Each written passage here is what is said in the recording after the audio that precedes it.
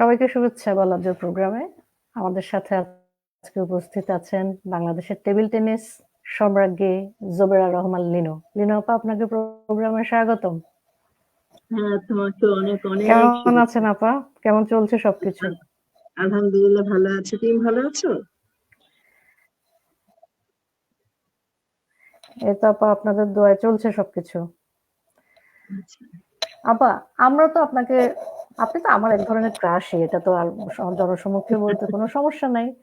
আমরা তো আপনাকে সেভাবে দেখতে দেখতে বড় হয়ে উঠেছি। এখনকার যে জেনারেশন, জেন জি, জেন জেড, জেন আলফা, তারা আপনার সম্পর্কে সেভাবে ওয়াকিবহাল না। তো আমাদের দর্শক শ্রোতাদের মধ্যে এরকম বয়সের মানুষের সংখ্যা অনেক। তাদের জন্য যদি আপনি সংক্ষেপে আপনার পরিচয়টা তুলে ধরেন। আমি তো এক করবই পরিচয়ের সাথে। আচ্ছা, আমার নাম হচ্ছে জুবেরা রহমান লিনু। আমি 16 বার ন্যাশনাল টেবিল টেনিস চ্যাম্পিয়ন ছিলাম। আর 16 বার ন্যাশনাল চ্যাম্পিয়ন হওয়ার কারণে আমার গিনিস বুক অফ ওয়ার্ল্ড রেকর্ডে আমার নাম যায়। এবং বাংলাদেশে আমি একমাত্র মানুষ, এবং শুধু আমি বাংলাদেশে না, পৃথিবীর মধ্যে এখনো পর্যন্ত আমার এই রেকর্ডটা কেউ ভাঙতে পারেনি। সেজন্য আমি আল্লাহর কাছে অশেষ কৃতজ্ঞতা জানাই। আর আমি বুদ্ধি প্রতিবন্ধীদের সাথে সংযুক্ত আছি। একসময় আমি গুডউইল অ্যাম্বাসেডর ছিলাম ইউনিসেফে। তাছাড়া আমি বিভিন্ন পুরস্কার পেয়েছি। বাংলাদেশের যত স্পোর্টস পুরস্কার আছে আমি সবগুলো আল্লাহর মতে পেয়েছি। আপাতত এতদিন আমি স্পোর্টস এর সাথে কাজ করেছি। দীর্ঘদিন আমি প্রায় 47 বছর আমি স্পোর্টস এর সাথে জড়িত আছি। আপাতত টুকটাক কাজ করি, লেখালেখি করি। আর এই তো এভাবে দেশ বিদেশ ঘুরে ঘুরে আমার সময় কেটে যায়। এইভাবে আছি আমি।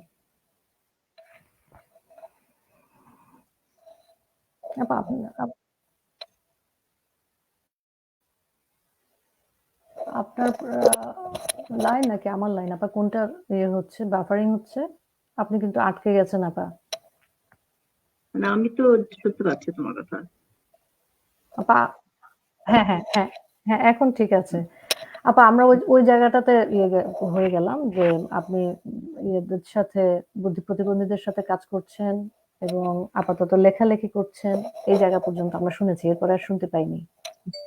হ্যাঁ, আমি এখন এইভাবে আর একটু আমার ঘুরতে পছন্দ করি। আমি একটু দেশ বিদেশ ঘুরি। আর আমার ফ্যামিলি নিয়ে আছি। ফ্যামিলির সাথে সময় কাটাতে আমি পছন্দ করি। এই তো এইভাবেই সময় কেটে যাচ্ছে। এইভাবেই চলছে আমার জীবন। আপা, আমি মানে আপনার সম্পর্কে মোটামুটি সবই জানি, যে আপনি 1965 সালের জুন মাসের 9 তারিখে আমাকে খুশি করতে পৃথিবীতে চলে আসলেন, এরকম করে আমি বলতে পারি। তো তারপরে আপনি মাত্র 9 বছর বয়সে টেবিল টেনিস টেবিল টেনিস খেলা শুরু করলেন আপা। জি। টেবিল টেনিস খেলা শুরু করলেন 9 বছর বয়সে। আপনার বড় বোন হেলেন আপার সাথে জুটিবোধে খেলা শুরু করলেন। হেলেন আপা জি। তো আর শেষ পর্যন্ত খেলাটা কন্টিনিউ না, করতে না, পারলো না। উনি বিয়ে হয়ে গিয়েছিল। হ্যাঁ হ্যাঁ হ্যাঁ হ্যাঁ। তো আপনার এই অর্জনকে আপনার ফ্যামিলি কিভাবে উদযাপন করে, কিভাবে মনে করেন যে হেলেন আপাই কিভাবে দেখে? বলে যে লিনু তুই পারলি, আমি পারলাম না, এই ধরনের কিছু বলে? হ্যাঁ, এটা ঠিক। ও একটা প্রাউড ফিল করে। আসলে আব্বা চেয়েছিল আমরা 2 বোন খেলাধুলা করি। তো একটা সময় ও খেলা ছেড়ে দিল এবং আমি খেলা কন্টিনিউ করলাম। তো সেটা ও পারেনি। যখন দেখেছে যে আমি সেটা কন্টিনিউ করছি এবং দীর্ঘ 27 বছর আমি খেলেছি, তখন ও মানে বলতো যে যেটা আব্বা যেটা চাইতো সেটা আমি করতে পারিনি, তুই করতে পেরেছিস। তো সেটারই ও গর্ববোধ করে। এবং আমার ফ্যামিলির সবাই আমাকে নিয়ে, আমি যে এতদূর পর্যন্ত যেটুকু আল্লাহ আমাকে দিয়েছে আসতে পেরেছি, সেজন্য তারা আমি যেটুকু করতে পেরেছি, এমন যে কিছু করেছি তা না। আল্লাহ যেটুকু করিয়েছে আমি আলহামদুলিল্লাহ, আমি চেষ্টা করেছি, আমার ডিটারমিনেশন ছিল, আমি করতে পেরেছি যেটুকু, সেটার জন্য আলহামদুলিল্লাহ। এবং আমার ফ্যামিলি সবাই সেটা নিয়ে প্রাউড ফিল করে। আবার আমি আপনাকে আগেই বলেছি যে আমরা তো এখানে আড্ডা দিব, আমরা কোনো প্রশ্ন উত্তর এভাবে যাব না। তবে আমার মাঝে মধ্যে মনে হয় যে একটা মানুষকে জানার জন্য আড্ডার ছলে অ্যাপ্রোচ করাটাই বেটার। তো 28 বছরের দীর্ঘ ক্যারিয়ার, 16 বার শিরোপা জিতেছেন। জি। এর মধ্যে এমন কোনো ঘটনা আছে যা দুঃখের হতে পারে, আনন্দের হতে পারে, আমাদের সাথে শেয়ার করতে চান? না, আমার তো অনেক, আমি তো মানে আমার শুরুটা তো খুব অল্প বয়সে। যখন তোমরা এইসব খেলা হুম। খেলেছো কিনা জানি না, যে আমি দাড়িয়াবান্ধা, গোল্লাছুট, ছিবুড়ি, তা এসব খেলা খেলে খেলেই বড় হয়েছি। তারপরে হঠাৎ করে একদিন টেবিল টেনিসে দেখলাম আমার বড় বোন এবং আব্বা খেলছে। তো তাদের খেলা দেখে আমার মানে খেলার প্রতি আগ্রহটা জমে টেবিল টেনিস। এইভাবে আস্তে আস্তে আমি টেবিল টেনিসটাকে ভালোবাসা শুরু করলাম।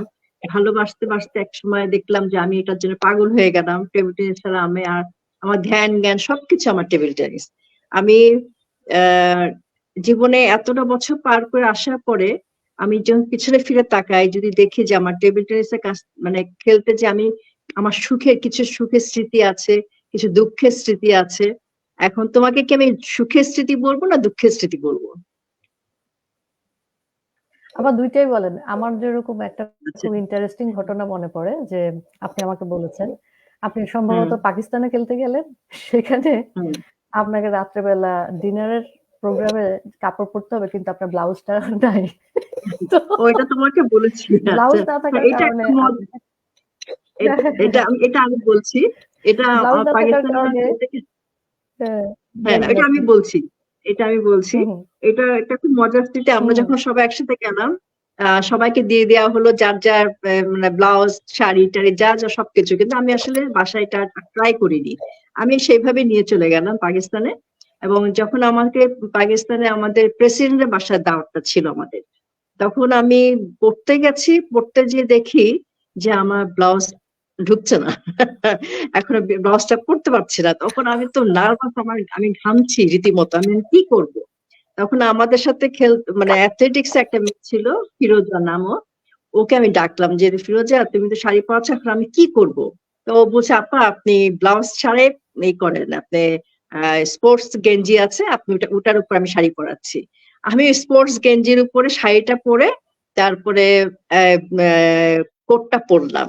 তো ওইভাবে, তখন প্রচন্ড গরম, প্রচন্ড গরম। এই গরমের মধ্যে সবাই কিন্তু কোটটা হাতে রাখছে, কিন্তু আমি যেহেতু আমার ব্লাউজ নাই, আমার যেহেতু ব্লাউজ নাই, সেজন্য আমি সারা ওই গরম অবস্থা, সারাক্ষণ যতক্ষণ আমি ছিলাম ওখানে, সারাক্ষণে আমি কোটটা পরেছিলাম। আমি ঝরঝর করে ঘামছিলাম আমি।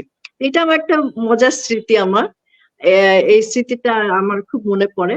আর একটা জিনিস আছে, দুঃখের স্মৃতি বলতে যদি একটা বলে, আমার চরম দুঃখের একটা স্মৃতি কথা বলি আমি। সেটা হচ্ছে আমি 1980 সালে কলকাতায় টেবিল টেনিস চ্যাম্পিয়নশিপ একটা শুরু হয়। তো সেখানে আমি গার্লসে খেলতে যাই, আন্ডার 16। তো ওখানে আমি আমার আমার খেলা শুরু হওয়ার পর আমি এক এক করে সবাইকে হারিয়ে দিচ্ছি। কোয়ার্টার ফাইনালে আমার সাথে জাপানিজ একটা মেয়ের খেলা পড়ে। আহ, ওর সাথে বেস্ট অফ ফাইভে আমি পরপর 2টা গেম আমি জিতে যাই। মানে আর 3টার মধ্যে একটা যদি আমি জিততে পারি, তাহলে সেমিফাইনাল চলে যাবো, মানে 1 2 3 মধ্যে এশিয়ার মধ্যে চলে আসবে, এশিয়া 1 2 3। কিন্তু আমাদের তো কোনো কোচ নাই, কেউ নাই। তখন ওই মেয়েটাকে তার কোচ কি বললো, কি শেখালো, আমি কিছুই বুঝলাম না। সে যখন টেবিলে আসলো, দেখলাম তার খেলা পুরোটাই চেঞ্জ হয়ে গেল।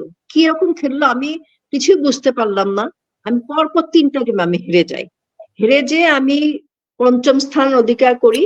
আর সেই মেয়েটাই কিন্তু চ্যাম্পিয়ন হয়। হুম, হুম, এটা এটা আমার আমার এই সারা জীবন ঘটনাটা মনে সবচেয়ে আছে। হ্যাঁ। দুঃখের, যে আজকে আমি এশিয়া এশিয়ার নাম্বার 1 হয়তো থাকতাম, এশিয়ার নাম্বার 3 হয়তো থাকতাম, কিন্তু আজকে ওই মানে ওই গেমটা নিতে না পারার জন্য আমি 5ম স্থান অধিকার করি। তারপর ওই যে 5th হয়েছি। এখন পর্যন্ত কিন্তু হুম, বাংলাদেশে এশিয়ান চ্যাম্পিয়নশিপে কেউ 5th হতে পারেনি, এটাও কিন্তু একটা রেকর্ড আমার। এই দুটাই আমার স্মৃতির কথা, আপা কষ্টের আর এখন দুঃখের মধ্যে, মজার এ মধ্যে এ এটা। এখন কি কেউ সেভাবে আর টেবিল টেনিস খেলে? আমি বাংলাদেশের খেলার জগতে সেভাবে খবর রাখি না। আপনি ছিলেন, সেজন্য খবর রাখতে হতো। এখন টেবিল টেনিস কেউ না, এখন খেলছে মেয়েদের খেলছে। মধ্যে কেউ সেরকম? না না, এখন এখন হুম, কিন্তু হুম, হুম। টেবিল টেনিসে আচ্ছা। আগে একটা ক্রেজ ছিল। টেবিল টেনিসে আমাদের খেলা দেখার জন্য মানুষ কিন্তু টিকিট কেটে খেলা দেখতো সেই সময়। এখন কোনো দর্শক পাওয়া যায় না টেবিল হুম, হুম, টেনিসে এখন। হুম, হুম। আসলে ইনফ্যাক্ট কোন স্পোর্টস এ কোনো দর্শকই এখন নাই। স্পোর্টস এখানে এখন স্পোর্টস এরকম ভাবে আগের মতন আগের জায়গায় নাই এখন। সোনালী দিনগুলো যেটা আমরা কাটিয়ে এসেছি, সেরকম এখন দিন নাই। কিন্তু হুম, হুম, টেবিল টেনিসে কিন্তু কিছু মেয়ে এখন হুম। আছে যারা ভালো খেলছে। যেমন সোমা ভালো খেলছে, তারপরে সালেহা ভালো খেলছে, রাইমা ভালো খেলছে, তারপরে রুমি ভালো খেলছে, তারপর আরো কিছু নতুন নতুন মেয়ে আসছে যারা চ্যাম্পিয়ন হয়েছে, মৌ ভালো খেলছে। তো এখন মেয়েরা আসছে অনেক অনেক আগের চাইতে, এখন আমাদের সময় অনেক ছিল, তারপরে মাঝখানে অনেক কমে গিয়েছিল, এখন আবার দেখলাম যে মেয়েরা খেলছে আগের চাইতে ভালো, এবং অনেকদিন ধরে খেলছে, অনেকের বয়স 40ও হয়ে গেছে তাও তারা খেলছে, ফিটনেসটা তাদের ভালো, এটা পজিটিভ সাইন যে এখনো খেলছে। তা আমাদের সময় আমার টেবিল টেনিস বলতে তখন আসলে আমার নামটাই চলে আসতো, সেই অর্থে এখনো টেবিল টেনিসে আর কারোর নামটা এইভাবে উচ্চারিত হয় না। এখন সেটা কেন হয় না আমি জানি না, হয়তো আমার কথাটা সবার মনের মধ্যে গেঁথে গেছে বলে আমার নামটা বেশি উচ্চারিত হয়। আমি যখন আপনার আমার প্রোগ্রামের পোস্টারটা শেয়ার দিলাম, সেখানে অমির রহমান পিয়াল ভাই একটা কমেন্ট করেছে। পিয়াল ভাই কমেন্ট করেছে ওনার স্কুল জীবনের ক্রাশ হ্যাঁ, এটা পড়েছি আপনি আমি। শিশু পার্কে স্কেটিং করতে যেতেন, উনি সেটা দেখার জন্য হ্যাঁ হ্যাঁ। রাইট রাইট, সেই সময় তো আপনি স্কেটিং তো কেউ আবার করতো না। শুধু table table table tennis player না, আপনি আসলে বহুমুখী প্রতিভার অধিকারী। আমরা যদি বলি, আপনি তো সাইক্লিস্ট ছিলেন, সাইক্লিং সাইক্লিং চ্যাম্পিয়ন ফেডারেশনের ছিল, সাথে 3 আপনি বছর যুক্ত চ্যাম্পিয়ন ছিল। আছেন। জি জি। হ্যাঁ, হ্যাঁ, চ্যাম্পিয়ন ছিলেন। হ্যাঁ তো আপনার এত কিছুর সাথে জড়িত থাকা অবস্থায় আপনি কিন্তু লেখাপড়ার হাতটাও ছাড়েননি। আমি যতটুকু জানি আপনি সাইকোলজিতে জগন্নাথ ইউনিভার্সিটি থেকে পাশ করেছেন। তার আগে আপনি লালমাটিয়া হ্যাঁ কলেজে মাস্টার্স, পড়তেন। হ্যাঁ মাস্টার্স করেছেন সাইকোলজি। হ্যাঁ, আপনার হ্যাঁ, সাইকোলজি থেকে। তো এত দিকে আপা কিভাবে সামাল দিলেন? এটার রহস্যটা কি? আসলে একটু আমি তো প্রথমেই বলেছি যে খেলাধুলা আমার ফার্স্ট প্রায়োরিটি ছিল। আর মানে সবাই বাবা মা হুম, হুম। চাইতেন সবসময়, সব বাবা মাই চায় যে ছেলে মেয়ে লেখাপড়া করুক আগে। কিন্তু আমার বাবা মা যখন দেখলেন যে আমি খেলাধুলাতেই বেশি আগ্রহী, তারা আমাকে খেলতে দিলেন, এবং পড়াশোনাটা হয়ে গেল আমার সেকেন্ডারি। তারপরও আমি আমার কিছু সময় আমার খারাপ গেছে, মানে খেলাধুলার কারণে আমার একটু মানে পড়াশোনা একটু ক্ষতি হয়েছে, কিন্তু আমার আব্বা সবসময় বলতে, যাই করো না কেন তোমাকে কিন্তু শেষ পর্যন্ত যেতে হবে। আর তুমি যেহেতু, তোমাকে পড়াশোনাটা শেষ করতে হবে, তুমি যেটাই করো তোমাকে পড়াশোনা শেষ করতে হবে। আমার মাথার ভিতরে এটা ছিল যে আর যাই করে না করে আমাকে পড়াশোনা শেষ করতে হবে। তো এই খেলাধুলা, লেখালেখি, সাইক্লিং, টেবিল টেনিস, তারপরে আমার কিন্তু কোনো তখন এত আমি মানে খেলাধুলার সাথে জড়িত ছিলাম, আমার কিন্তু বন্ধু বান্ধব সার্কেল করে ওঠেনি। এখনো পর্যন্ত সেইভাবে অর্থে আমার কোনো বন্ধু বান্ধব নাই, অনেক বন্ধু বান্ধব আছে এরকম কিন্তু না। কারণ আমি ওই খেলাধুলার সাথে জড়িত থাকার কারণে আমার ওই ওই বন্ধু বান্ধব গড়ে ওঠেনি। এবং যখন বন্ধু বান্ধবরা যখন বিয়েতে যায়, আড্ডা মারে, বিভিন্ন জায়গায় চলাফেরা করে, তখন আমাকে হয় আমি বিদেশে খেলতে গেছি, নয় আমি এখানে খেলা নিয়ে ব্যস্ত আছি, যার জন্য আমার ওই বন্ধু সার্কেলটা গড়ে ওঠেনি। তো সবকিছু মিলে আমি দেখলাম আমি কেমন করে জানি পেরে গেছি, মানে হয়ে গেছে। আল্লাহর মানে আমার প্রতি একটা আশীর্বাদ ছিল, আমি সব দিকে ম্যানেজ করে যাই হোক সবকিছু করতে পেরেছি মোটামুটি সব। আমি অনেক সফল বলবো না, তবে আমি কিছুটা সফল আমি হয়েছি জীবনে, এটুকু আমি বলতে পারি। আবার আমি এই কোশ্চেনটা অনেককেই করি, যারা আমার থেকে সামান্য বড় এবং মুক্তিযুদ্ধ পূর্ববর্তী প্রজন্ম তাদেরকে। মুক্তিযুদ্ধের সময় আপনারা কোথায় ছিলেন? আপনার তো তখন বয়স খুবই কম, এবং আপনার অভিজ্ঞতা কি মুক্তিযুদ্ধ নিয়ে? ওইটা খুব, আমি তখন অনেক ছোট ছিলাম না, আমার বয়স তখন 5 কি 6 হবে। তো মুক্তিযুদ্ধ সম্পর্কে তখন তো আমি বুঝতাম না, খালি আব্বা বলতো মিলিটারিরা আসবে, খাকি রঙের পোশাক পরা, এগুলা দেখতাম। এবং আমার আব্বা ছিল তখন সিলেট শাহজি বাজার ম্যানেজার ছিল, আর যেহেতু উনি একটা বড় কর্তা ছিলেন, সবকিছু আমার আব্বার উপরে এসে পড়তো সমস্ত কিছু। তা আমার আব্বাকে প্রতিদিন ডেকে নিয়ে যেত, আমাদের সামনে একটা রেস্ট হাউস ছিল, সেখানে মুক্তিবাহিনীর পাকিস্তানি ওরা আব্বাকে ডেকে নিয়ে যেত বিভিন্ন কথা বলার জন্য। তা আমার আব্বার সাথে সাথে আমিও যেতাম, আব্বা আমাকে নিয়ে যেতেন সাথে করে, এবং আমাকে তারা বিভিন্ন রকম খাওয়াতেন, মজা করতাম। কিন্তু সবসময় একটা জিনিস ছিল যে এরা আমাদের শত্রু, এরা আমাদেরকে মেরে ফেলছে, শুনতে পাচ্ছি ওইটুক বয়সে আমার এই জিনিসটা হচ্ছে। আমাকে আব্বা বললো যে তোমার বাসায় যে বড় বোন আছে, এটা আমাকে খুব নাড়া দিয়েছিল। আমার বড় বোনটা তখন হেলেন যে, তখন সে তো বড়, তখন আমার আব্বা বলেছেন তোমরা খবরটা কখনোই বাসায় মানে বাইরে আলোচনা করবে না যে তোমার বাসায় একটা বড় বোন আছে। তো তো এটা আমরা লুকায় রাখতাম, সবাই জানতো আমরা ছোট ছোট 2-3 বোন আছি, কিন্তু বড় বোন যে আছে এটা আমরা কখনো বলতাম না। তো আমাকে জিজ্ঞেস করতো তোমারা ঘর মে বড় লড়কি হ্যায়? আমি বলতাম না নেই নেই। এইভাবে আমি তখন তো কিছু বুঝতাম না, উর্দু ভাবে বলতাম। তারপর যাই হোক আমার আব্বাকে 3 বার কিন্তু আমার আব্বাকে মেরে ফেলার জন্য নিয়ে গিয়েছিল। এটা আমাদের খুব আমরা চোখের সামনে দেখছি আমার আব্বাকে ধরে নিয়ে যাচ্ছে। লাস্ট বার যখন আব্বাকে ধরে নিয়ে যায় তখন আব্বাকে আমরা তো সে মানে জেনেই গেছে যে আব্বাকে আর ফিরে পাবো না। তা আল্লাহর অশেষ রহমত, আল্লাহ আব্বাকে তারা মারেনি। আর যেটা যেটা মনে পড়ে যে মুক্তিযুদ্ধের সময় আমরা চলে গিয়েছিলাম, আমাদের বাসা ছিল শহর মানে শাহজিবাজার থেকে বাগাসুরা নামে একটা জায়গা, একটা স্কুলে 6 মাইল দূরে ছিল সে জায়গাটা। আমরা ওখানে আব্বা আমাদেরকে সবাইকে পাঠিয়ে দিয়েছিলাম, আমরা সহ আরো 2-3টা ফ্যামিলি সহ আমরা সব চলে গিয়েছিলাম বাগাসুরায়। ওখানে অনেকদিন থাকার পর আমি খেতে পারতাম না, খাওয়া দাওয়া ছিল না। মানে চাল 1 কেজি 2 কেজি চাল আমরা 15-20 জন পানি পানি করে খেতাম, মানে খাওয়া দাওয়ার অভাব হয়ে পড়েছিল। আব্বা টাকা পাঠাতে পারতাম না, অত দূরে কিভাবে আব্বা টাকা পাঠাবেন, এরকম বিভিন্ন কষ্টের মধ্যে আমাদের দিনগুলো গিয়েছে। তখন আমার মনে হচ্ছে আমি একদিন আব্বা, আমার খুব কষ্ট হচ্ছে, আম্মা দেখছে যে আমি খেতে পারছি না। তো আব্বাকে আমি বললাম, মানে আব্বা যখন এসছে তখন আমি বললাম যে আমি তোমার সাথে যাব সাজিবাজারে, আমি খেতে পারছি না। তা আব্বা আমাকে নিয়ে আসলেন 3 দিনের জন্য। 3 দিনের জন্য আমি আব্বা এখানে যে প্রচুর খাওয়া দাওয়া করলাম, খাওয়া দাওয়া করার পর আব্বা আমাকে আবার পাঠিয়ে দিলেন বাগাসুরা। এই যে বাগাসুরা যখন আবার আমি যাচ্ছি, যে রাস্তা দিয়ে আমি যাচ্ছিলাম, আমাকে যে লাল মিয়া নামে একজন ভদ্রলোক ছিলেন, তিনি আমাকে নিয়ে যাচ্ছিলেন। যে রাস্তা দিয়ে লাইনটা অফার যাচ্ছিলাম, করছে, হ্যাঁ। সে ঠিক অপোজিট সাইড থেকে পাক বাহিনীরা ব্রাশ ফায়ার করতে করতে ঢুকছিল ভিতরে। তখন এটা জানাজানি হওয়ার পর সবাই খুব ছোটাছুটি করছে, দৌড়াচ্ছে। এখন আমাকেও লাল মিয়া সাহেব দৌড়াদৌড়ি বলছে, আপনি এদিক দিয়ে চলেন, এদিক দিয়ে চলেন। আমি বলছি কি হয়েছে? বলে এদিক দিয়ে গেলে আমরা মারা পড়বো। তখন ওইটুক বয়সে আমাকে 6 কিলোমিটার দূরে রাস্তা, 9 কিলোমিটার আমি হেঁটে অন্য রাস্তা দিয়ে যে বাগাসুরায় আমি পৌঁছাই। যখন আমি বাগাসুরায় পৌঁছাই তখন আমি নিথর, আমার শরীর একদম শেষ, মানে আমি কোন রকম বেঁচে ওখানে পৌঁছেছি। এটা আমার খুব মনে পড়ে এই স্মৃতিটা, যে আমি আজকে হয়তো মরেও যেতে পারতাম সেই সময়, আল্লাহ আমাকে বাঁচিয়ে রেখেছে, পৃথিবী দেখছি এখনো। তো সেই দিনগুলোর কথা খুব মনে পড়ে। স্বাধীন হলো দেশটা, আমার এক মামা আমার কাঁধের মধ্যে নিয়ে আমাকে, মানে জয় বাংলা, স্বাধীন, আমরা স্বাধীন হয়েছে যে আনন্দটা, সেই আনন্দটা ওই ছোট বয়সে বুঝতে পেরেছিলাম। এই তো এইগুলাই, এটাই। আমি তো রহমান আঙ্কেলকে দেখেছি, আপনার আব্বাকে। উনি তো খুবই নরম ভাষী, ডাউন টু আর্থ একজন মানুষ ছিলেন। আপনি যখন ব্যাংকে আসতেন আঙ্কেলকে নিয়ে দেখেছি।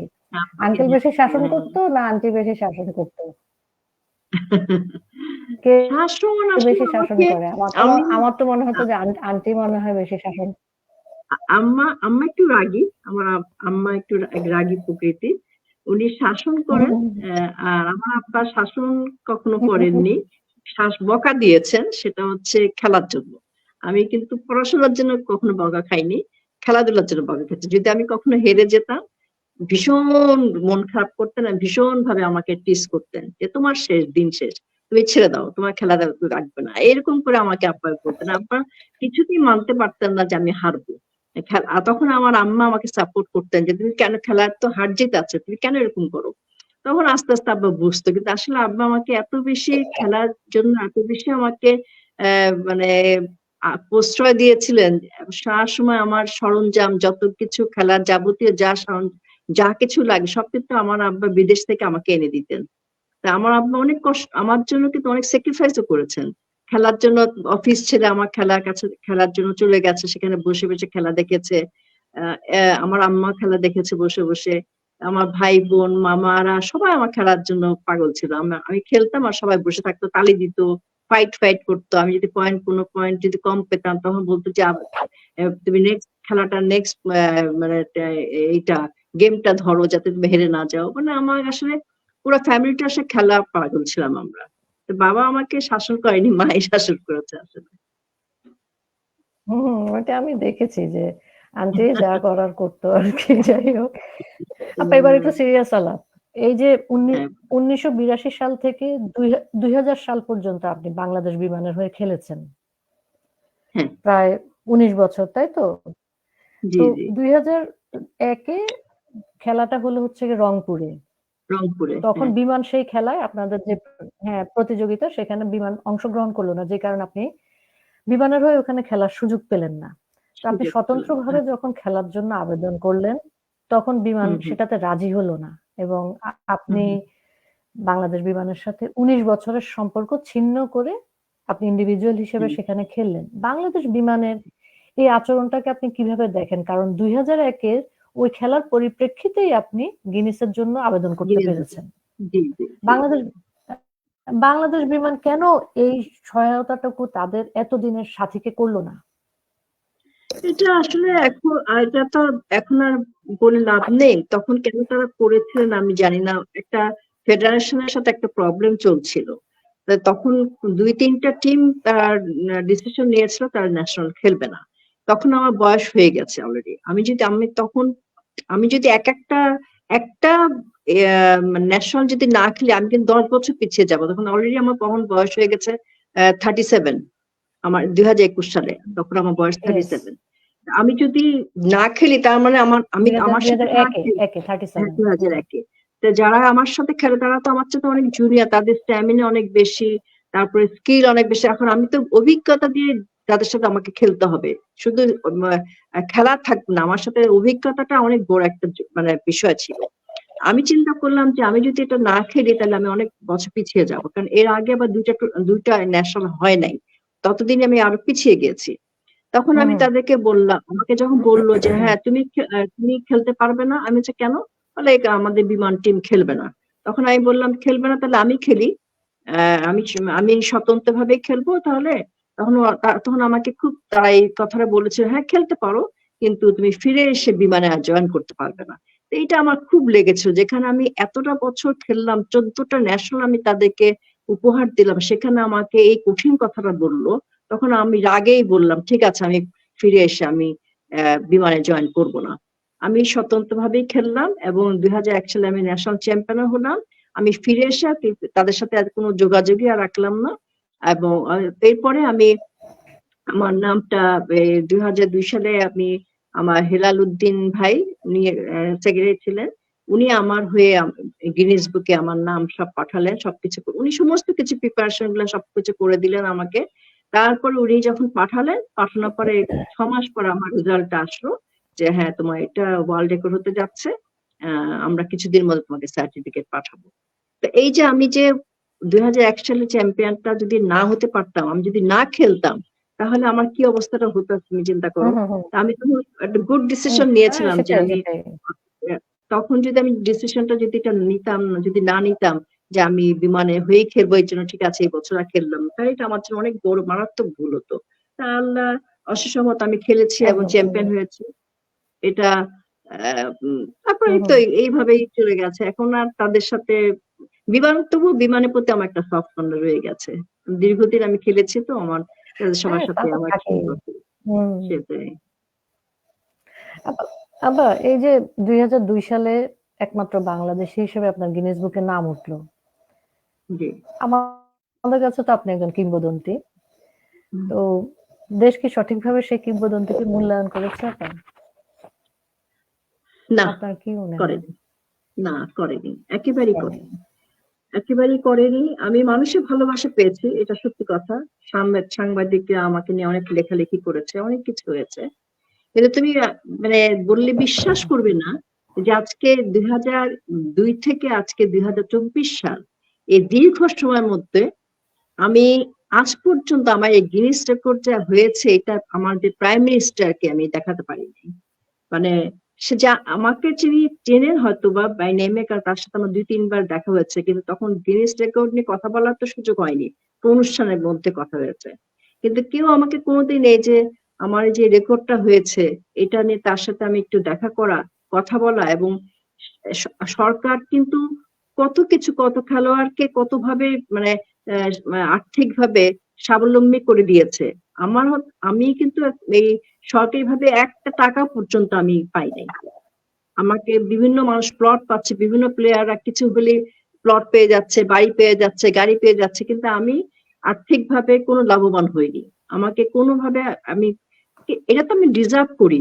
আমি কিন্তু ডিজার্ভ করি যে যে সবাই সামান্য রেজাল্ট করলে একজন এক একটা কিছু পেয়ে যাচ্ছে, প্লট পাচ্ছে, কেউ এই জায়গায় এটা পাচ্ছে সেটা পাচ্ছে। কিন্তু আমি আজ পর্যন্ত প্রাইম মিনিস্টারের সাথে একটু দেখা করার সুযোগ পাইনি, কেউ আমাকে সেই সুযোগটা করেও দেয়নি। এটা আমার একটা বড় আক্ষেপ। তারপরে হচ্ছে যে আমার কাছে মনে হয় যে যে আমি যে যেটুকু করেছি, যেটুকু আমার প্রাপ্য ছিল সেটা আমি পাইনি, তবে মানুষের ভালোবাসা পেয়েছে, এটা সত্যি কথা। কিন্তু এর চেয়ে আর কিছু বলার নাই, এটা কিছু জিনিস তো দুঃখ রয়েই গেছে আমার।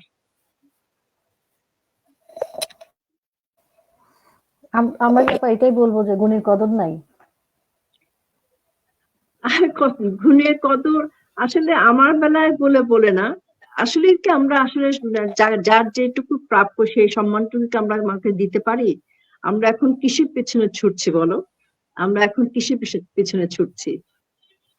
এটা বুঝলেই তো বোঝা হয়ে যায় আসলে সবকিছু আমরা কোন পথে যাচ্ছি, আমাদের সমাজটা আসলে কোন পথে যাচ্ছে। হুম হুম হুম।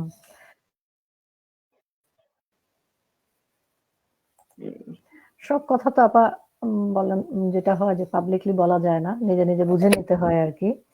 তো হ্যাঁ। আপা আপনার সাথে আমার যখনই আলাপ হতো আপনি আমাকে বলতেন যে লোচন, বাংলাদেশের নারী প্লেয়ারদের যে কি ধরনের প্রতিবন্ধকতা তোমার কোনো আইডিয়া নাই, তুমি এটা বলো সেটা বলো। আমি তো অ্যারোগেন্টলি আপনাকে বিভিন্ন কথা বলতাম যে হ্যাঁ এটা করতে পারেন নাই কেন, এটা করতে পারেন নাই কেন। তো আপনি তো তার দীর্ঘ ক্যারিয়ারে দেখেছেন যে প্রত্যন্ত অঞ্চল থেকে কত নারী উঠে আসে। আমি প্রিভিলেজড, আপনার আব্বা আপনার জন্য বিদেশ থেকে জিনিস নিয়ে আসছে, আপনি সেভাবে খেলাধুলা করেছেন। হুম। তো এই যে প্রতিবন্ধকতা, এগুলো যদি আপনি কিছুটা বলেন আমাদেরকে, আমাদের যারা আমরা জনসাধারণ আছি আমাদের বুঝতে সুবিধা হয় কেন এই প্রতিবন্ধকতাগুলো, এবং নারীদের ক্ষেত্রে প্রতিবন্ধকতাগুলো কেন ডাবল ট্রিপল? হুম। আসলে প্রতিবন্ধকতাটা হওয়ার পিছনে অনেকগুলো কারণ তো আছে। প্রথমত হচ্ছে, আমি প্রথম বলি, এটাকে অন্যভাবে নিবে না। আমি খুব সহজ হয়ে বলতে চাই যে আমরা যখন খেলাধুলা শুরু করেছি তখন অর্থনৈতিক ব্যাপারটা আমরা দেখি নাই। আমরা ভালোবাসার কারণে খেলাধুলাটা করেছি। আমরা কিন্তু তখন টাকা পয়সা ইনকাম করিনি, একটা পকেট মানি আমরা পেতাম। এবং বেশিরভাগই কিন্তু খুব ভালো ঘরের ছেলেমেয়েরা তখন খেলাধুলা আসতো। কিন্তু পরবর্তী সময় আস্তে আস্তে দেখা যাচ্ছে যে খেলাধুলা কিন্তু, যেহেতু কারণটা হচ্ছে যেহেতু এই খেলার মাধ্যমে কোনো অর্থনৈতিক ভাবে কেউ স্বাবলম্বী হতে পারছে না। বিদেশে বিদেশে হচ্ছে একজন খেলোয়াড় কোটি কোটি কোটি কোটি টাকা ইনকাম করে, যার জন্য মানুষ খেলোয়াড় হতে চায়। যখন এই দেশে খেলোয়াড় তৈরি কখন হবে, যখন দেখবে সে আর্থিকভাবে স্বাবলম্বী হবে। মানে অর্থনৈতিক ভাবে যদি মুক্তিপথ যদি আমরা না পাই, তাহলে কিন্তু খেলাধুলা কেউ আসবে না। একটা সময় দেখা গেছে যে ভালো ঘরের ছেলেমেয়েরা আস্তে আস্তে সরে গেছে, কারণ যেখানে তো অর্থনৈতিক ভাবে কেউ স্বাবলম্বী হচ্ছে না, তাও পড়াশোনা এগুলা নিয়ে সবাই আস্তে আস্তে সরে যাচ্ছে। একটা সময় এসে দেখা যাচ্ছে যে বেশিরভাগ খেলোয়াড়রা খুব নিম্ন মানে পরিবার থেকে আসছে, যাদের কাছে অল্প একটু টাকা পয়সা যদি তারা পায় তাতেই তারা খুশি, কারণ তাদের দুই বেলা খাওয়ার মতো অবস্থা যাদের ছিল না, তারা যখন খেলাধুলায় এসে সামান্য কিছু পয়সা ইনকাম করে, তখনই তারা মনে করে যে এইটুকুই আমার জন্য যথেষ্ট। কিন্তু যখন তোমার পেটে ভাত থাকবে না, তখন খেলাধুলা কিন্তু ভালো, মানে রেজাল্ট ভালো হবে না। আমাদের দেশে এখন যে অবস্থা হচ্ছে, প্রতিবন্ধক হচ্ছে যে টাকা পয়সা ব্যাপারটা হচ্ছে বড় একটা ফ্যাক্টর। যখন এই যে এখন ক্রিকেট খেলছে মেয়েরা, তারপরে ফুটবল খেলছে মেয়েরা, কিন্তু তারপর দেখা যাচ্ছে ভালো রেজাল্ট করছে তারা, কিন্তু ছেলেরা যে ক্রিকেটে যে টাকা পায় তার কিছুই মেয়েরা পায় না। এই যে একটা বৈষম্য, এটা তো ঠিক না। আমি বলছি না যে আমি একই পরিমাণ টাকা দিতে হবে, সেটা বলছি না, কিন্তু তারা যে রেজাল্ট করছে, এখন তো অনেক ভালো ভালো ভালো রেজাল্ট করছে মেয়েরা, ফুটবলে ভালো রেজাল্ট করছে, ক্রিকেটে ভালো রেজাল্ট করছে, কিন্তু সেই পরিমাণ তারা কিন্তু আর্থিকভাবে স্বাবলম্বী হচ্ছে না। যার জন্য তারা কিন্তু একটা সময় ফ্রাস্ট্রেটেড হয়ে যায়, অনেকে খেলা ছেড়ে দিচ্ছে বা অনেকে আবার আসছে, ওই যে কিছু কিছু যে ইনকাম করবে সেটা যেহেতু ফ্যামিলি তাদের ওরকম না, বাবা মাকে তারা কিছু সামান্য টাকা পয়সা দিতে পারছে, যার জন্য খেলাধুলা তারা আসছে। তা প্রতিবন্ধকতা এগুলা এগুলা ফেস করে করে আমরা তো দেখেছি যে আমাদের সময় এরকম এত প্রতিবন্ধক ছিল, এখন যেটা হচ্ছে এইটাকে, মানে আহ, এটাকে এটাকে কি বলে, এটাকে মানে এটাকে জয় করতে গেলে আমাকে প্রথমে বলতে হবে যে আমাদের শুধু সরকার থেকে না, বেসরকারি ভাবে আমাকে এগিয়ে আসতে হবে, স্পন্সর দিতে হবে। বিদেশে বিভিন্ন প্লেয়ারকে স্পন্সর দিয়ে তাকে সারাটা বছর টাকা দিয়ে খেলছে, কিন্তু আমাদের দেশে কোনো প্লেয়ার খুব রেয়ার পাওয়া যায় যে একটা প্লেয়ারকে কেউ স্পন্সর দিয়ে সারা বছর খেলাচ্ছে। এটা নাই, এটা করতে হবে। জব সিকিউরিটি দিতে হবে, যে পড়াশোনা করলে একটা মোটামুটি একটা পর্যায়ে গেলে তাকে একটা জব দিতে হবে, সে সিকিউরিটি দিতে হবে, ফেডারেশন থেকে এই কাজটা করতে হবে। তারপর তোমার দেখা যায় ইন্ডিয়াতে, আমাদের পাশের দেশ ইন্ডিয়াতে একটা মানে মোটামুটি মানে প্লেয়ার সে মাসে 1 থেকে 2 লক্ষ টাকা ইনকাম করে। আর সেখানে আমাদের দেশে একটা প্লেয়ার 8 থেকে 10,000 টাকা খুব বেশি হলে পায়, একটু ভালো যাও তাহলে হয়তো 20,000 30,000 টাকা পায়। আর এটা টেবিল টেনিসের কথা বলছি। আর ফুটবল ক্রিকেট এগুলাতে তারা কি পরিমাণ টাকা পায় আমি জানি না, কিন্তু আমি যতটুকু শুনেছি যে তারা মানে যে টাকা প্রাপ্য তাদের সেই টাকাটা তারা পাচ্ছে না। এই প্রতিবন্ধকতাগুলো যদি আমরা যদি নিজেরা এগুলোর থেকে যদি বের হয়ে আসতে না পারি, এবং ফ্যামিলির থেকে যদি আমাদেরকে সাপোর্ট না দেয়, কেন অনেক ফ্যামিলি আছে যারা মনে বলে যে খেলাধুলা করে কি হবে, এটা তো খেলাধুলা করে তারা কি পাবে, এটা তো প্রত্যেক বাপ মাই অবশ্যই চিন্তা করবে যে একটা মেয়েকে আমি খেলাধুলা দিচ্ছি আমি কি পাবো। তো অনেক সময় ফ্যামিলির থেকে প্রতিবন্ধকতা আসে বলে অনেকে খেলতে আসতে চায় না। কিন্তু যদি সেই পরিমাণ অর্থ উপার্জন করার মতো সুযোগ যদি থাকে তাহলে সব ফ্যামিলির থেকে কিন্তু খেলাধুলা করতে দিবে। সবচেয়ে মজার ঘটনা কি দেখবে যে স্কুল টুর্নামেন্টে, আমরা হ্যান্ডবলের কথা বলি, হ্যান্ডবলে সারা বছর খেলা হয় এবং সব কিন্তু ইংলিশ মিডিয়ামে ছেলেমেয়েরা এসে খেলছে। একটা পর্যায়ে এসে তারা খেলা ছেড়ে দিচ্ছে, কারণ এখানে তার কিছু নাই, পড়াশোনার জন্য তারা চলে যাচ্ছে। এখানে যদি আর্থিকভাবে বুঝতো যে এটা খেললে অনেক টাকা পয়সা পাওয়া যাবে তাহলে তারা কিন্তু এটা কন্টিনিউ করতো, কিন্তু তারা কিন্তু আর কন্টিনিউ করে না। ওই একটা পর্যায়ে পর্যন্ত খেলে তো আবার মানে খেলা থেকে চলে যায়। এইভাবে কিন্তু সব প্লেয়ার আস্তে আস্তে ঝরে যাচ্ছে। আমার মনে হয় যে আমাদের যতদিন না পর্যন্ত কোনো খেলোয়াড়কে আর্থিকভাবে স্বাবলম্বী হতে না দেওয়া হবে ততদিন খেলাধুলা স্পোর্টস কখনোই এগোবে না, কখনোই এগোবে না যতদিন না এটা আমরা দিতে পারবো। আপনি তো ভীষণভাবে খেলার মাঝখানেই ছিলেন, তাই না? বিভিন্ন ফেডারেশনের সাথে যুক্ত ছিলেন, এত দীর্ঘদিনের ক্যারিয়ার। আপনার কি কখনো মনে হয়েছে যে আমরা সত্যিকার অর্থে খেলাধুলাটা হোক, চালু থাকুক, নারীদের এটা চেয়েছি? আপনার মনে হয়েছে? না, এটা হয়েছে কি বিভিন্ন, আমরা কি চাই নারীদের খেলাধুলাটা চলমান থাকুক? না এটা অবশ্যই আমি তো চাই আমরা কি নারীদের চাই? খেলাধুলা চলমান থাকুক। আপনি চান, আমি চাই রাষ্ট্রীয়ভাবে, না রাষ্ট্রীয়ভাবে, তারপর রাষ্ট্রীয়ভাবে চায় কিনা আমরা এটা চাই। একটা শ্রেণী হতে চায় না, যারা যারা হচ্ছে এখন হুজুররা যদি বলে যে হুজুররা তো বলবে যে বেদে খেলাধুলা হারাম, তাই না?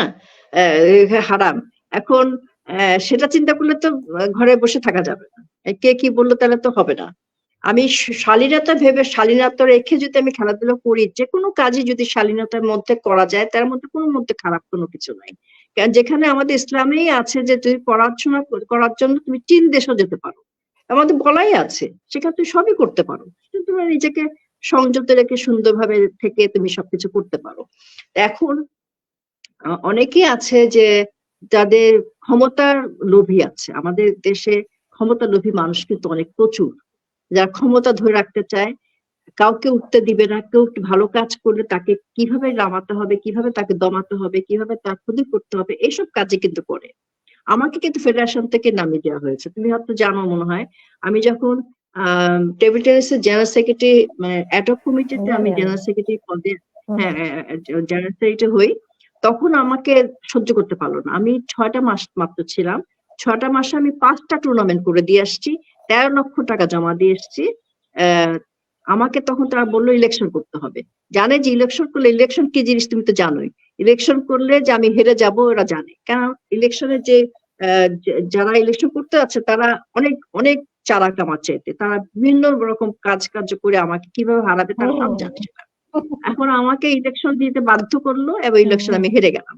কিন্তু তাদের মধ্যে একটুকু চিন্তা বিবেক আসলো না যে আমি এত বছর টেবিল টেনিসের সাথে জড়িত থাকলাম, আমাকে অন্তত 2টা বছর সময় দিতে পারতো তারা। ঠিক আছে, মুনিয়া যখন আসছে আপনাকে 2 বছর আমরা সময় দিই, যিনি এত টেবিল টেনিসের জন্য সারা জীবন, এত জীবনটাই আমি দিয়ে দিয়েছি, আমাকে তারা সময় দিল না, আমাকে তারা এইভাবে সরাই দিল, আমি চলে আসলাম। পরবর্তী টাইমও যখন আসলাম, 5 বছর আমি টেবিলের সাথে জড়িত ছিলাম না, আবার নেক্সট 5 ইয়ার্স যখন ইলেকশন আবার আসলো, তখন আমাকে বলা হলো আমি বললাম যে আমি যদি আসতে পারি আমাকে যদি ভাইস প্রেসিডেন্ট ১ নম্বর ভাইস প্রেসিডেন্ট করা হয়। তখন তারা সেখানেও আমাকে করলো কি আ অ্যা আমাকে ২ নম্বর ভাইস প্রেসিডেন্ট করে দিল। আর যাকে ১ নম্বর করা হলো সে আমার হ্যাঁ, চাইতে বয়সে ১০-১২ বছরের ছোট হবে এবং স্পোর্টস এ তার আমার চাইতে আমি জানি। সে কোনদিন খেলাধুলাই করেনি, তাকে বানায় দিল ১ নম্বর। তা তুমিই বলো আমি কি থাকতে পারি এখানে? আমি হুম, নিজে হুম। রিজাইন দিয়ে চলে আসলাম। তো না, এইভাবে আমরা সরে যাচ্ছি স্পোর্টস থেকে। অনেকেই আছে এখন আমি তো লোভী না। আমি আমার আত্মসম্মান বোধটা আমার অনেক। আমি সম্মানের জন্য আমি দেখলাম যে এখানে আর থাকা আমার এদের সাথে আমি আর কাজ করতে পারব না। এদের সাথে আমি থাকতে পারবো না। যার জন্য আমি সত্যিকার অর্থে বললাম, আমি এদের কাছ থেকে সরে আসলাম। সরে এসে আমি আমার মতো জীবন যাপন করছি। ভালো আছি আমি। আমার ওই জায়গা নাই বাট মনে খারাপ লাগে, কষ্ট লাগে যে আমি ওখানে থাকতে পারলাম না। এটা কষ্ট লাগে। হুম। আপা আমাদেরকে অনেক মানুষই বেশ কিছু কমেন্ট করেছে। প্রাইম ব্যাংকের শারমিন আপা আপনাকে কমেন্ট করেছে। শুভকামনা লিনু আপা। অনেকদিন পর আপনাকে দেখে খুব ভালো লাগছে।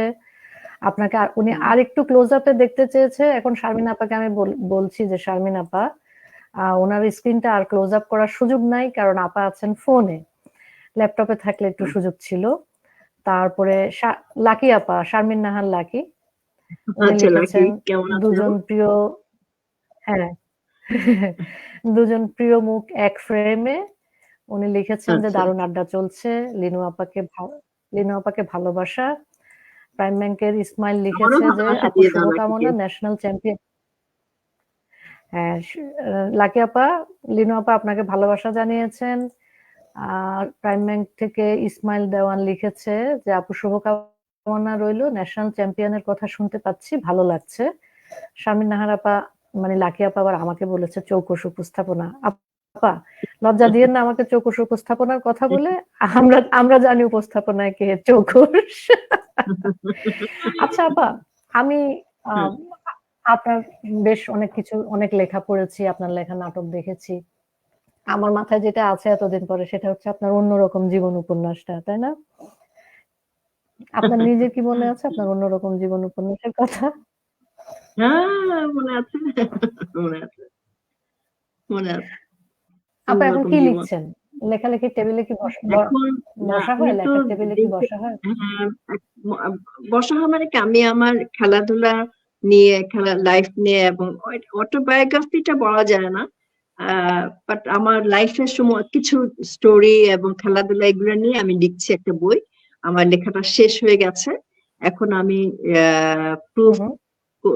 দেখা দেখবো এবং এটা কিভাবে মানে পাবলিশ করা যায় এগুলো সবার সাথে কথা বলবো, আলোচনা করব।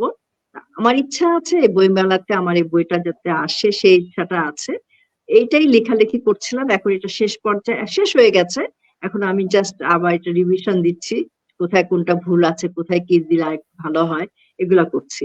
তো মোটামুটি দোয়া করো যাতে আমি নেক্সট বইমেলায় যাতে আমার এই বইটা ছাপাতে পারি। আর নাটক, অবশ্যই, অবশ্যই। নাটক, কবিতা এগুলো আমাদেরকে এখন আর মাহমুদা সেন হ্যাঁ, হ্যাঁ বলেন। লিখছেন না? নাটক কবিতা লিখছেন, হ্যাঁ, নাটক কবিতা হ্যাঁ লিখছেন না? নাটক লিখেছি এখন ওই নাটক কবিতা লেখা কবিতা মাঝে, মাঝে ২-১ টা লিখি।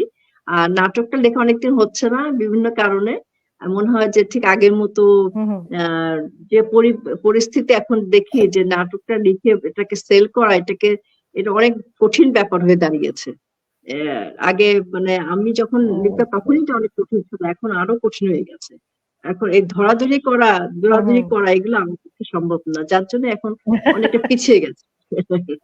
এইজন্য নাটক লেখাটা বুঝতে আসলে পেরেছি। আমি তো আগে নাটক লিখতাম এবং সেটা প্রযোজনা আমার ছিল। আমি প্রোডিউসারও আমি ছিলাম। তা এখন লিখতে গেলে হু, আমাকে হু। শুধু লেখাটা পান্ডুলিপিটা দিয়ে দিতে হবে এইটুকু। কিন্তু তখন তো আর নিজের মতো কিছু থাকে না।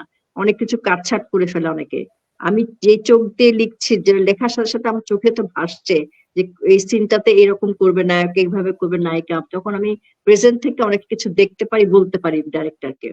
কিন্তু যখন আমি নাটকটা পান্ডুলিপিটা দিয়ে দিব তখন তো আমি তাকে আর বোঝাতে পারব না যে আমি এটা চাচ্ছি বা এটা করলে ভালো হয়। তো যাই হোক তবুও চিন্তা করছি যে একটা লেখার হু, হু। ইচ্ছা আছে এই আরকি। আপা আপনাকে টাঙ্গাইল থেকে আমাদের মাহমুদা শেলী আপা কমেন্ট করেছেন।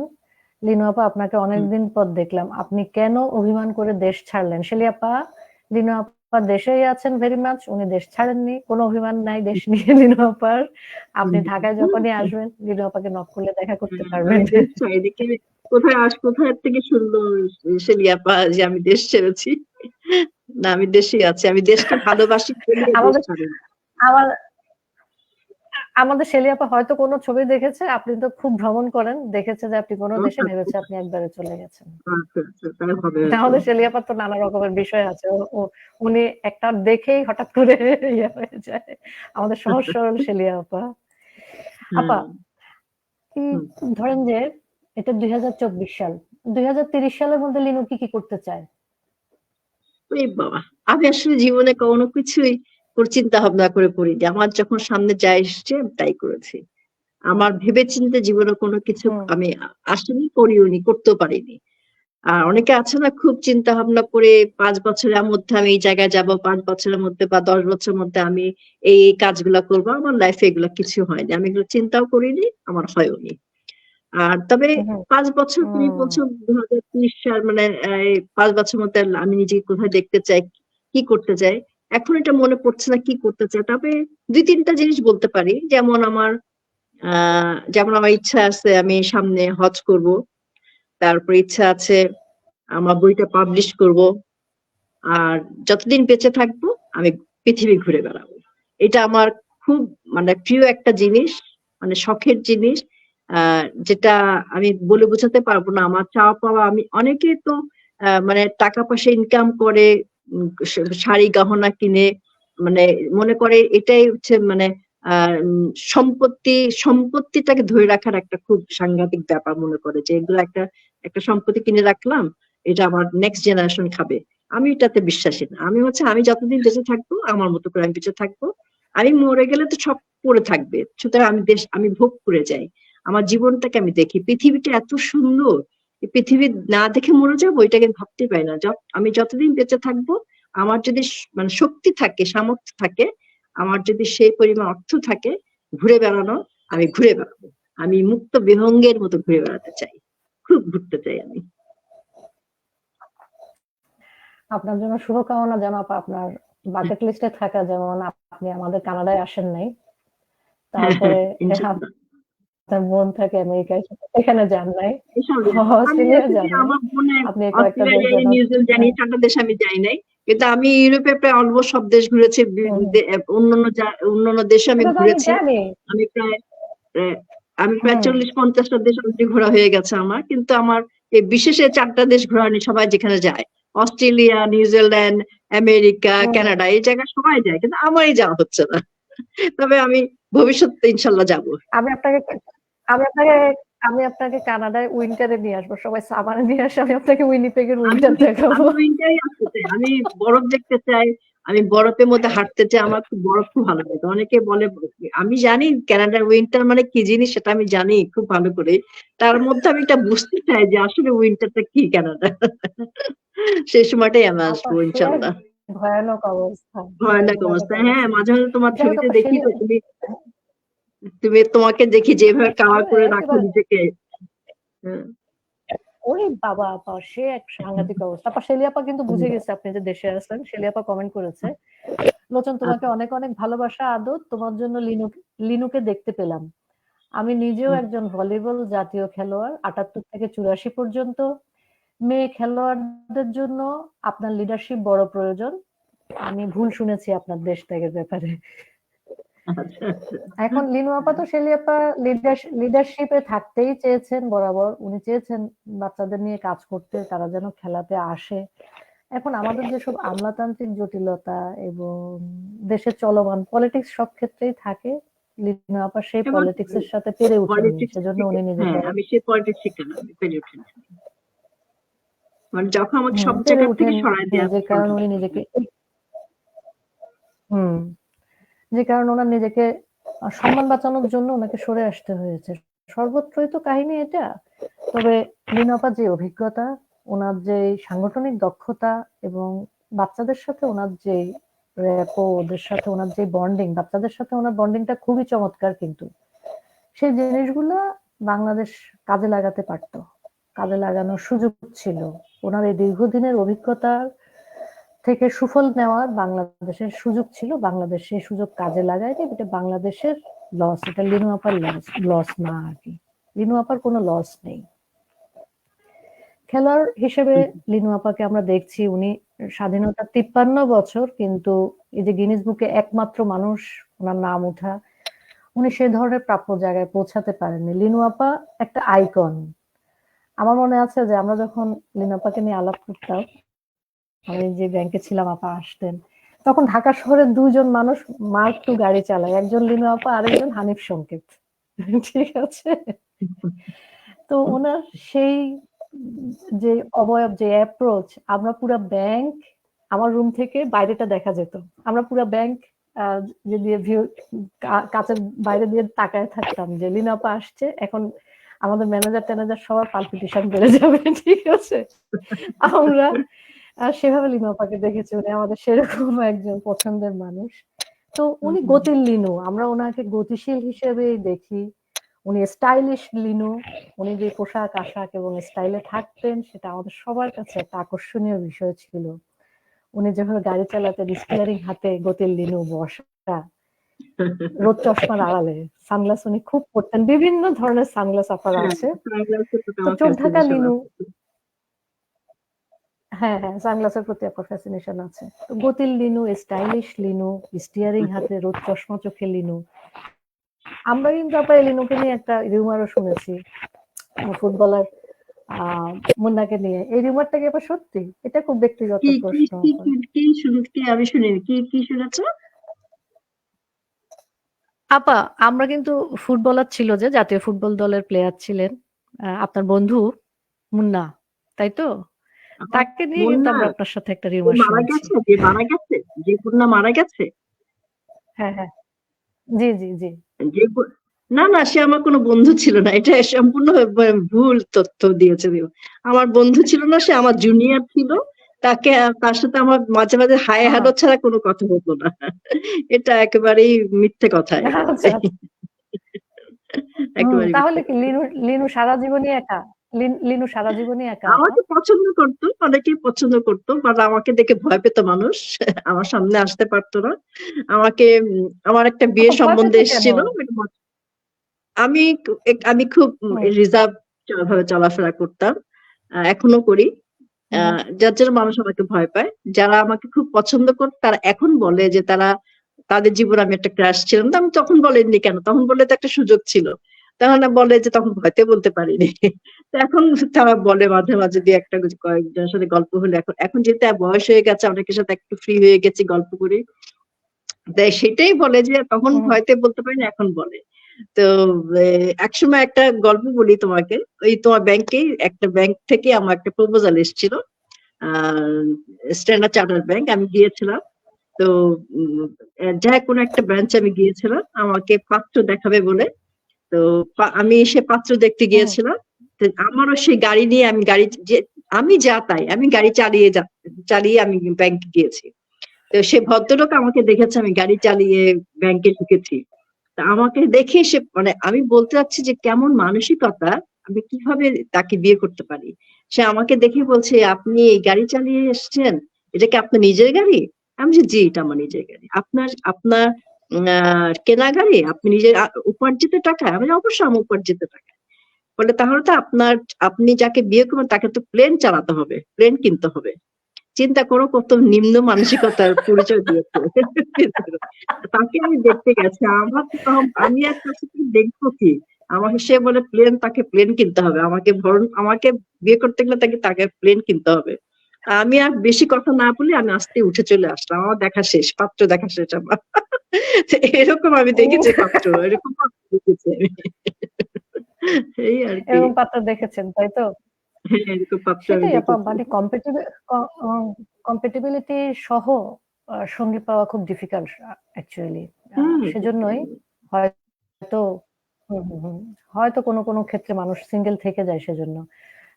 সিঙ্গেল লাইফটা তো আপনার দারুণ, তাই না? দারুণ উদযাপনের। এই যে ভাতিজা ভাস্তে, তারপরে বোনের বাচ্চাদেরকে নিয়ে যে উৎফুল্ল একটা জীবন কাটাচ্ছেন। আমার ছেলে, আমি কিন্তু তাকে পেলেছি, আমার ভাইয়ের ছেলেটাকে কিন্তু পেলেছি, আমার হচ্ছে মা বলে ডাকে। আমি কখনো ফিল করি নাই হুম, যে হুম, হুম। আমি মা হতে পারিনি। আমার সবকিছু। মানে আমাকে মা ডাকে এবং আমি হুম, আমার হুম, হুম। সর্বস্ব দিয়ে তাকে মানুষ করেছি, বড় করছি। এটি আমার বড় পাওয়া। জীবনে সবাই সবকিছু পায় না। সবাই সবাইকে যে সব মানে এই জীবনে সবাইকে সংসার করতে আসেনি। সংসার সবার জন্য হয় না। somehow আমার সংসারটা হয় নাই। আ এটা নিয়ে আমি কোন দুঃখ বোধ করি না। আ পৃথিবীর পৃথিবীতে এটা আমি অ্যা জানি। কত পৃথিবীতে যে কত মানুষই বিয়ে করেছে, সবাই কি সুখী হতে পেরেছে? আমার তো মনে হয় 99% মানুষ অসুখী। তো 1% মানুষ সুখী। আমি আবার নয় জিগায়, ওই 1% আবার হ্যাঁ, আমি জিগায়, আবার জিগায়, আবার জিগায়। শুধু না, আমি আলহামদুলিল্লাহ যেভাবে আছি, আলহামদুলিল্লাহ ভালো আছি। আল্লাহ যেন বাকি দিনগুলো আমাকে এইভাবে জাস্ট হুম। সুস্থ থেকে যেন আমি এই জীবনটা থেকে মানে চলে যেতে পারি। সুস্থ থাকতে চাই। আমার জীবন এখন একটাই, আমি কিন্তু সুস্থ থাকতে চাই। আমি নিয়মিত ইয়োগা করি, হাঁটাহাঁটি করি। আমি সুস্থ থাকতে চাই। আমি পড়ে থাকতে চাই না বিছানায়। আপা তার এখনো আগে আমি সুইমিং চলে করেন? যেতে চাই। এখন আমি সুইমিং আপা করতাম এখনো অনেকদিন সুইমিং কিন্তু করেন? এখন করি না। এখন শুধু আমি ইয়োগা করি। আমি শুধু ইয়োগা করি এখন। ও এখনো সুইমিং করেন না। আপনি তো খুব দারুণ সাঁতার কাটতেন। কেন এখন আর সুইমিং করেন না এখন আপা? না, করা হয়ে ওঠে না। এখন আর যেখানে আমি করতাম সেখানে একটু সমস্যা হচ্ছে, যার জন্য আর করা হয় না। এখন ইয়োগাটাই করি আমি। আপা আমরা অনুষ্ঠানের প্রায় শেষ দিকে চলে এসেছি। হ্যাঁ, কারণ আমার আবার অফিসে ঢুকতে হবে। হ্যাঁ, বুঝছেন? তোমার অফিসে যেতে আপনার হবে। সাথে হ্যাঁ, আমি আড্ডা আমারও খুব দিলাম। ভালো লাগলো তোমার সাথে আড্ডা হ্যাঁ, দিয়ে। আপা আমার এবং জানি আমার না খুব, খুব ভালো লাগলো এবং আপা কি ট্র্যাজেডি আপা দেখেন আমাদের এত বছরের পরিচয় আমি একটা ছবি খুঁজে পেলাম না যেখানে আপনি আর আমি একসাথে পাশাপাশি আছি। খুবই ট্র্যাজেডি আপা। এবার ঢাকায় আসলে কিন্তু ডাক দিবেন যেন ছবি উঠানো যায়। অবশ্যই ঠিক আসবো। আছে? আমাদের সাথে চা খাবো, কফি খাবো, একসাথে ছবি তুলবো। ইনশাআল্লাহ আমাদের সাথে আবার দেখা হুম, হবে হুম। বেঁচে থাকলে। আর যারা এই অনুষ্ঠানটা ইনশাআল্লাহ। দেখছে তাদের সবার জন্য আমার শুভকামনা রইলো। সবাই যেন আমার জন্য সবাই দোয়া করবেন। আমি যেন ভালো থাকতে পারি, সুস্থ থাকতে পারি। লিনু আপা আপনাকে অসংখ্য, অসংখ্য ধন্যবাদ আমাকে সময় দেওয়ার জন্য, আমাদের প্রোগ্রামে আসার জন্য। খেলোয়াড় লিনু, জীবনের লিনু, গতির লিনু, আমার প্রিয় লিনু আপা আপনি যেন সুস্থ থাকেন এবং অনেক দিন দীর্ঘ আয়ু হন আমি সে কামনা করি। সবাইকে শুভরাত, সবাইকে শুভকামনা। খোদা হ্যাঁ, হাফেজ। খোদা হাফেজ। খোদা হাফেজ।